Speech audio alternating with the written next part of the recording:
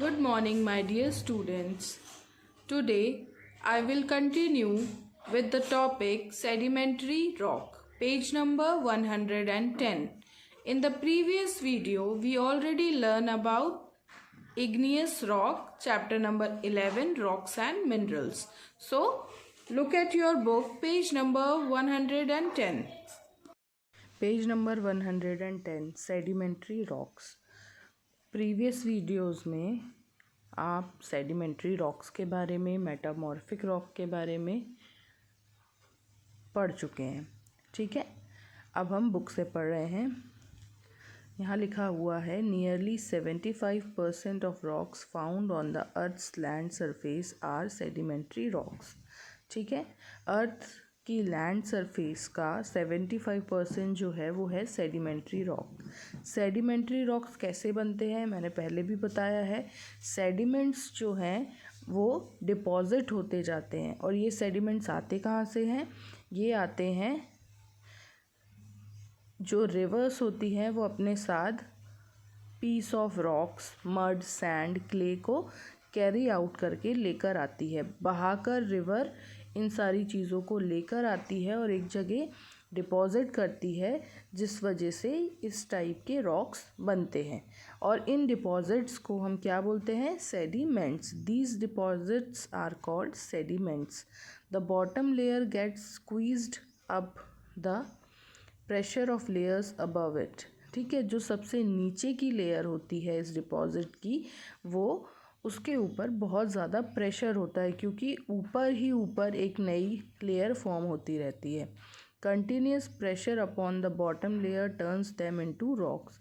और continuous pressure की वजह से इस टाइप की जो रॉक है वो हार्ड हो जाती है और ये क्ले या मड से किस में चेंज हो जाते हैं? रॉक्स में। इस टाइप की जो रॉक्स होती हैं वो बहुत सारे फॉसिल्स, प्लांट्स और एनिमल्स के स्केलेटन वगैरह कंटेन करते हैं। जैसे आपको यहाँ दिखाई दे रहा है कि सेडिमेंट्री रॉक में एक ग्रासहॉपर का फॉसिल आपको दिखाई दे रहा है। There are different type of sedimentary rocks. Shale जो होता है एक स्मूथ सेडिमेंट्री रॉक होता है जो ईजिली ब्रेक डाउन हो सकता है। और सेल का यूज़ क्यों करते हैं हम? टाइल्स बनाने में, ब्रिक्स बनाने में इसका यूज़ होता है।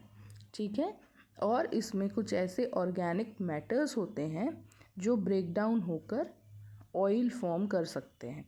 ठीक है, इसीलिए आज के टाइम पर या इन फ्यूचर ये एक गुड सोर्स हो सकता है ऑयल को एक्सट्रैक्ट करने के लिए। अब हम नेक्स्ट पेज पर बढ़ रहे हैं, पेज नंबर 111। सैंडस्टोन आप लोगों ने देखा होगा। It is formed when small particles of sand get compressed and cemented together। ठीक है, सैंड के पार्टिकल्स एक जगह इकट्ठे हो जाएं, कंप्रेस्ड मतलब उनके ऊपर क्या लगे? प्रेशर लगे, जिस वजह से वो एक दूसरे से टुगेदरली जुड़ जाएं, तब हमारे सैंडस्टोन फॉर्म होते हैं।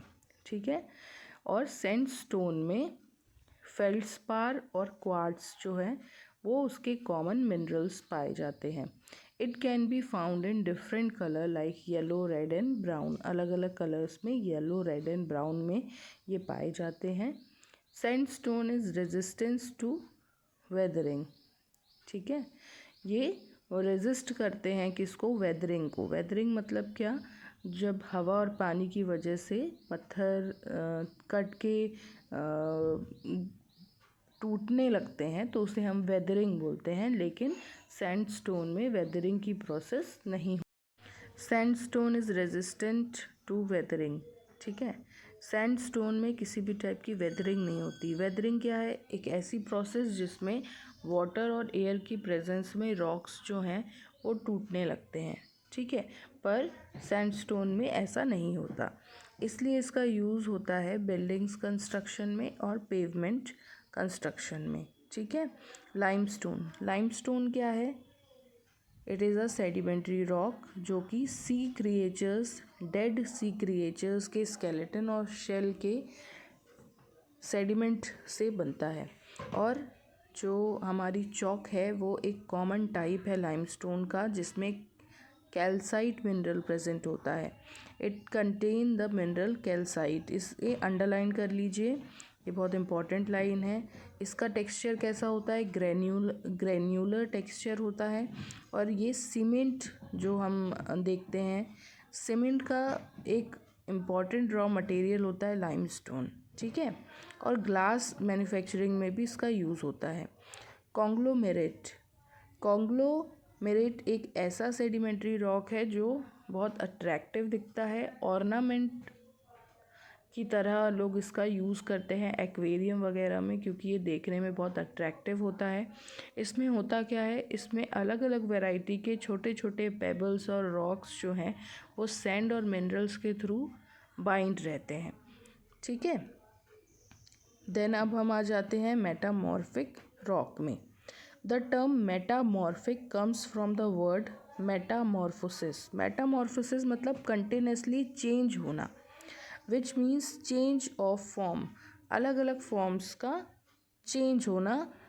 व्हेन इग्नियस और sedimentary rocks are subjected to extreme heat and pressure, ठीक है। अगर हम इग्नियस रॉक और सेडिमेंट्री रॉक को बहुत हीट और प्रेशर देते हैं तो ये चेंज हो जाते हैं किसमें? मेटामॉर्फिक रॉक में, ठीक है। फॉर एग्ज़ाम्पल, अगर हम लाइमस्टोन को बहुत ज़्यादा हीट करते हैं, प्रेशर देते हैं, तो वो किस में चेंज हो जाता है? मार्बल में।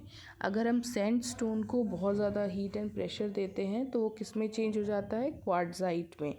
और अगर हम शेल को बहुत ज़्यादा प्रेशर देते हैं तो वो चेंज हो जाता है स्लेट में, ठीक है। और ग्रेनाइट किस में चेंज हो जाता है?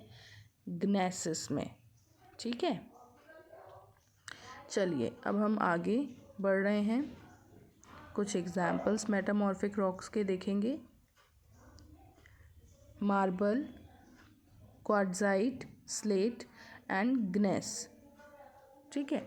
Marble is a metamorphic rock formed for limestone. अभी हमने बताया था कि लाइमस्टोन को जब हम बहुत ज़्यादा प्रेशर देते हैं तो वो किस में चेंज हो जाता है? मार्बल में। और इसमें कौन सा मिनरल होता है? कैल्साइट मिनरल होता है। ये बहुत हार्ड रॉक होता है। कैन बी ईजिली पॉलिश्ड, इसके ऊपर पॉलिश्ड कर सकते हैं। मार्बल सबने ही देखा होगा, घरों में लगा रहता है लोगों के, ठीक है। अलग अलग कलर्स में आते हैं। ये स्टैचू बनाने के लिए, बिल्डिंग और फ्लोर बनाने में इसका मेनली यूज़ होता है। क्वार्ट्ज़ाइट मेटामॉर्फिक रॉक है जो कि सैंडस्टोन से बनता है। क्वार्ट्ज़ाइट में क्या कौन सा मिनरल होता है? क्वार्ट्ज़, ठीक है। ये मोस्टली ग्रे और वाइट कलर के होते हैं। डिपेंड करते हैं, इनका जो कलर है वो डिपेंड करता है कि इसमें कितनी इम्प्योरिटीज़ प्रेजेंट है, ठीक है। और ये भी स्टैचूज़ बनाने के लिए, ग्लास बनाने के लिए, और कोई कोई लोग इसे एज अ जेम स्टोन भी पहनते हैं। फिर slate is a metamorphic rock formed for shale जब हाई प्रेशर और हाई हीट में होता है तो हम कह सकते हैं कि ये स्लेट में कन्वर्ट हो जाएगा। इट इज़ यूजुअली ब्लैक और grey in colour, dark colour का ही होता है ये। क्यों डार्क कलर का होता है? क्योंकि इसमें आयरन की प्रेजेंस होती है, ठीक है। और इसे कैसे यूज़ करते हैं? As a roof tiles, flooring और wall stone. Gneiss is a metamorphic rock formed from granite. It is a hard rock, ये हार्ड रॉक होता है जो कि ग्रेनाइट से बनता है। And can be easily defined by the presence of dark and light band of different colours. Granite से बनता है, इसमें अलग अलग क्या दिखाई देते हैं? लेयर्स दिखाई देते हैं आपको, लाइट और डार्क बैंड दिखाई देते हैं। These bands are due to presence of different minerals and impurities in it. It contains large quantities of quartz and feldspar mineral, ठीक है। ग्नेस में क्या होता है? क्वार्ट्ज और फेल्डस्पर मिनरल प्रेजेंट होता है, ठीक है। अब हम पढ़ने वाले हैं कि मिनरल्स क्या होते हैं। Minerals are chemical substance. अभी तक जितने भी हमने रॉक्स पढ़े उसमें कुछ ना कुछ मिनरल्स प्रेजेंट थे। तो ये मिनरल्स होते क्या हैं? ये मिनरल्स कुछ ऐसे केमिकल सब्सटेंस होते हैं जो कि अर्थ पर नेचुरली प्रेजेंट होते हैं। 2 टाइप्स के मिनरल्स होते हैं, पहला होता है मेटेलिक और दूसरा होता है non metallic. Metallic minerals contain 1 और मोर मेटल इन देम। ठीक है, मेटेलिक मिनरल्स में क्या होते हैं, एक या एक से ज़्यादा मेटल्स होते हैं। Large deposits of metallic minerals from which metals can be extracted profitably are called ores. ठीक है, मेटेलिक मिनरल्स को लार्ज अमाउंट में डिपॉजिट किया जाता है और फिर उससे क्या निकाला जाता है, मिनरल्स को एक्सट्रैक्ट किया जाता है, इसे हम बोलते हैं ओर्स। ठीक है, बॉक्साइट, हेमेटाइट और पायराइट ये क्या है, ओर्स हैं जिनमें से हम एल्यूमिनियम, आयरन और कॉपर को एक्सट्रैक्ट करते हैं। Bauxite, hematite and pyrite are ores from which we can extract aluminium, iron and copper respectively. The metal thus extracted are used for different purposes like to make jewelry, gold, silver and platinum, utensil, electric wires, modes of transport and building materials। मतलब क्या है इस paragraph का कि metallic minerals जो हैं उनको collect करो और कलेक्ट करने के बाद उनमें से आपको क्या एक्सट्रैक्ट करना है, मेटल्स को एक्सट्रैक्ट करना है, इसे हम क्या बोलते हैं, ओर्स बोलते हैं। ठीक है, अब बॉक्साइट, हेमेटाइट और पायराइट क्या हैं, ओर्स हैं जिनमें से हम क्या निकालते हैं, कौन से मेटल निकालते हैं, एल्यूमिनियम, आयरन एंड कॉपर। ठीक है, और गोल्ड, सिल्वर और प्लैटिनम क्या है, कुछ ऐसे मेटल्स हैं जिनका यूज़ हम ज्वेलरी बनाने में करते हैं। कुछ मेटल्स का यूज़ हम electric wires, building materials, utensils बनाने में करते हैं। Coal and petroleum are the most commercially valuable non metallic minerals. अभी हमने पढ़ा था कि मिनरल्स के 2 टाइप्स होते हैं, मेटेलिक एंड नॉन मेटेलिक। तो नॉन मेटेलिक मिनरल्स में क्या आते हैं, कोल एंड पेट्रोलियम, जिसका यूज़ हम किस में करते हैं, व्हीकल्स को चलाने में करते हैं और अलग अलग इनके यूजेस हैं। Coal is a valuable natural resource. Coal क्या है, एक वैल्यूएबल नेचुरल रिसोर्स है जो हमें नेचुरल तरीके से ही मिलता है, हमने इसे बनाया नहीं है। It is formed from the dead remains of plants. ठीक है, प्लांट्स के डेड रिमेन्स से कोल का फॉर्मेशन होता है जो कि बहुत लॉन्ग प्रोसेस होती है, मिलियंस ऑफ ईयर्स लग जाते हैं कोल को बनने में, कोयले को बनने में। ठीक है, और इसे फॉसिल फ्यूल क्यों कहा जाता है, क्योंकि इसे बनने में बहुत ज़्यादा टाइम लगता है। और ये क्या होते हैं, डेड रिमेन्स ऑफ प्लांट्स होते हैं। Long ago the earth was covered with forest and swamps.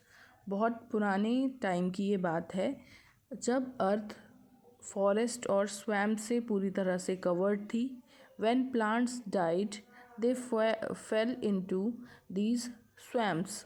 ठीक है, और जो हमारे प्लांट थे वो मरते गए और इस स्वैम्प में गिरते गए। स्वैम्प मतलब क्या, दलदल। Over millions of years these got buried deep inside the layer of mud and new plants। ठीक है, और नीचे इस दलदल के नीचे ये धीरे धीरे जलते रहे और इनके ऊपर मड की और न्यू प्लांट की एक नई लेयर बनती गई। Due to intense pressure the bottom layer of plant matter changes into coal. और नीचे ही नीचे क्या बनती गई, कोल की एक न्यू लेयर बनती गई। Coal is extracted in coal mines. Coal mines में कोल को निकाला जाता है। Dhanbad in Jharkhand, Raniganj in West Bengal, ये सारी जगहें क्या हैं, कोल के एक्सट्रैक्शन की जगह है जहाँ से कोल को निकाला जाता है। ठीक है, सुहागपुर इन मध्य प्रदेश, सिंगनेरी इन Andhra Pradesh and Neyveli in Tamil Nadu are some places in India known for their coal mines. Coal is used as fuel all over the world. The steam engine that once drove the railway used coal as a fuel. सबसे पहला जो कोयले का engine था वो railway ने use किया था अपनी ट्रेन्स को चलाने के लिए, वो भी कोल पावर पे ही डिपेंडेड था। Some peoples in remote area still use coal to cook food. ठीक है, आज भी किसी किसी जगह पर लोग कोयले का यूज़ करते हैं खाना बनाने के लिए। Thermal power plants that produce electricity also use coal as a main fuel. Thermal power plant जहाँ पर इलेक्ट्रिसिटी प्रोड्यूस की जाती है वहाँ पर आज भी कोल का use as a main fuel किया जाता है। It is also use as fuel in industries such as steel and cement. Steel and cement industries में भी कोल का यूज़ किया जाता है। देन हमारा नेक्स्ट टॉपिक है पेट्रोलियम। पेट्रोलियम अब fossil fuel is also known as crude oil और ब्लैक गोल्ड। ठीक है, इसे क्रूड ऑयल या ब्लैक गोल्ड कहा जाता है। It is formed from the remain of dead plants and animals in the sea. ठीक है, ये भी क्या है, डेड रिमेन्स है प्लांट और एनिमल्स का, but in the sea. Petroleum cannot be used in its natural state. Petroleum को हम उसके नेचुरल स्टेट में यूज़ नहीं कर सकते। It is refined and turned into useful product like petrol, diesel and LPG. Petroleum अलग है और पेट्रोल अलग है। पेट्रोलियम क्या है, पेट्रोलियम में ये सारी चीज़ें मिली हुई होती हैं, जैसे कि पेट्रोल और डीज़ल, एलपीजी, ये सारी चीज़ें पेट्रोलियम में प्रेजेंट होती हैं, लेकिन इसे हम उसके नेचुरल स्टेट में यूज़ नहीं करते। उसको सबसे पहले रिफ़ाइन किया जाता है, उसे यूज़ करने लायक बनाया जाता है, चेंज किया जाता है पेट्रोल, डीज़ल और एलपीजी में अलग अलग, फिर उसके बाद हम उसका इंडिविजुअली यूज़ करते हैं। These are used as fuel to run vehicles. Petroleum is used in the industries that manufacture plastic, paints, fertilizers and cosmetic. ठीक है, पेट्रोलियम का यूज़ बता दिया है। फिर petroleum is extracted from underground reservoirs by drilling wells. ठीक है, underground reservoirs से पेट्रोलियम को एक्सट्रैक्ट किया जाता है ड्रिल करने के बाद। In India petrol is extracted from many places like Mumbai, high on the Mumbai coast, Digboi in Assam and Kalol and Ankleshwar in Gujarat. ठीक है, ये कुछ जगह है जहाँ पर इंडिया में पेट्रोल को एक्सट्रैक्ट किया जाता है। Conservation of natural resources. ये जो नेचुरल रिसोर्सेज अभी हमने वर्ड यूज़ किया था, इसका मतलब क्या कि हमें नेचर ये सारी चीज़ें दे रहा है, हम इसे बना नहीं सकते। ठीक है, तो उन रिसोर्सेज को हमें कंजर्व करके रखना है। कंजर्व करना मतलब उनको बचा कर रखना, सुरक्षित रखना। Coal and petroleum take millions of year to form. ठीक है, कोल और पेट्रोलियम जो अभी हमने पढ़ा, उनको बनने में मिलियंस ऑफ ईयर्स लगते हैं। However they are used by us at a much faster rate than they are formed. और हम उनका यूज़ बहुत ज़्यादा कर रहे हैं, जितना टाइम उसको बनने में लगता है उससे कहीं गुना कम टाइम हम उससे यूज़ कर लेते हैं। As a result they are getting depleted very fast. इसीलिए वो बहुत जल्दी ख़त्म होते जा रहे हैं। Therefore we must not waste these resources and use them judiciously. ठीक है, हमको क्या करना चाहिए, उन्हें यूज़ करना चाहिए, लेकिन ज़रूरत से ज़्यादा उसका यूज़ नहीं करना चाहिए। ठीक है, और कुछ स्टेप यहाँ पर दिए हुए हैं जिससे हम अपने नेचुरल रिसोर्सेज को कंजर्व कर सकते हैं। We must limit the use of coal and petroleum and use alternative source of energy like solar energy and wind energy. हमें कोल और पेट्रोलियम का यूज़ एक लिमिट पे करना चाहिए, उसके लिए एक लिमिट सेट करना चाहिए, और उसकी जगह हमें सोलर एनर्जी और विंड एनर्जी का यूज़ करना चाहिए। For example, solar cooker can be use to cook food, है ना। एलपीजी जो गैस सिलेंडर में होती है, उसकी जगह हमें सोलर कुकर का यूज़ करना चाहिए। ठीक है, सोलर पैनल्स लगाए जाते हैं जिससे हम वाटर को हीट कर सकते हैं ठंडियों में, है ना। और we must get our vehicles serviced regularly, है ना। हमें अपने व्हीकल्स की रेगुलरली सर्विसिंग करवानी चाहिए। उससे क्या होता है कि वो कम फ्यूल का इंटेक करते हैं। We should use public transport or carpooling instead of individual vehicle. This will reduce the consumption of fuel. हमें अपनी इंडिविजुअल बाइक या इंडिविजुअल व्हीकल की जगह पब्लिक ट्रांसपोर्ट का यूज़ करना चाहिए, क्योंकि जब एक बस चलेगी तो उसमें बहुत सारे लोग बैठेंगे, लेकिन वही अगर बस में बैठे हुए सारे लोग अपनी अपनी बाइक से जाएंगे तो कितना सारा फ्यूल लगेगा। ठीक है, इसलिए हमें पब्लिक ट्रांसपोर्ट का यूज़ करना चाहिए। We must switch off electric devices when not in use.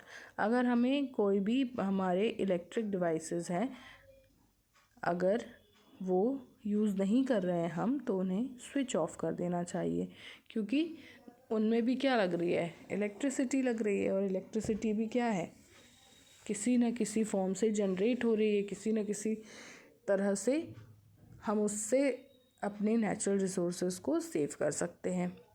ठीक है, this chapter finish here. If you have any doubt please comment on classroom app. Okay, thank you, have a nice day.